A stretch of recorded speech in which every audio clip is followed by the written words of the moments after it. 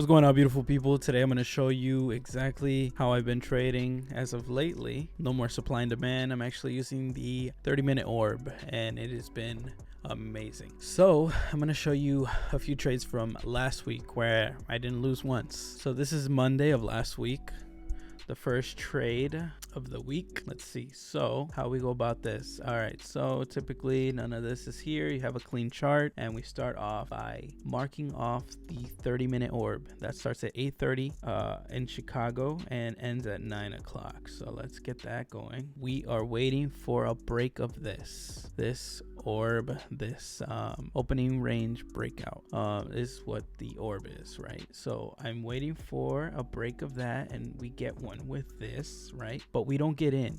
How I get in and how I base my entries is I need a break of the orb as well as a break of the candle that broke the orb. So since this one broke through but then came straight down, I didn't get in. I waited until price gave me another entry, and it did eventually. Here at 9:55 it broke. It just slightly broke through the 30-minute orb, and I waited for the break of that, set my 1-to-1 and got out at 10:25 for a $100 win. So it took me about, let's see, 10 to 10:25, about 25 minutes to make over $100. Where else are you gonna do that, you know? So that was Monday, July 14th. 25-minute trade, not bad. So we'll move on to the next day. So same thing, sometimes it's not always cookie cutter, but same thing. Luckily we got a 30-minute orb. I will mark it off with you. Clean chart, remember. Now we mark off 8:30. This is 8:30's candle. We go all the way to 9 o'clock, and this is the entire orb. So now I am waiting for a break of this orb. So it doesn't happen right away. It actually bounces right off of that lower part of the orb, but then completely breaks down. I wait for the break of the candle that breaks the 30-minute orb. Here you can see I get in on this candle at 9:30, because it broke the 9:25 candle. So at 9:30 I get in, and 2 candles later I get out at 9:40. So a 10-minute trade, 10 minutes to make over $100. Not bad. It's not always this easy, but these 2 days just so happen to be easier trades to follow. Now we're going to move on to Wednesday. Now Wednesday was a little bit trickier. I did get that 30-minute orb. It did bounce off of the bottom of the 30-minute orb. It looks like I did get in off the break of this candle that ended up breaking the 30-minute orb. If I pull this over, you'll see that the body of this giant red candle breaks through this 30-minute orb. So what do? I get in on the break. What happened here was I ended up missing the timing on getting in with the market order. I missed the timing of getting in with the stop order, so I got in with a market order, and that actually gave me a better entry than if I had put the stop order, which would have been down. That being said, I was able to put my stops just slightly higher, and I did notice price was just moving straight up after we got in, so I did move my stops just 1 point above.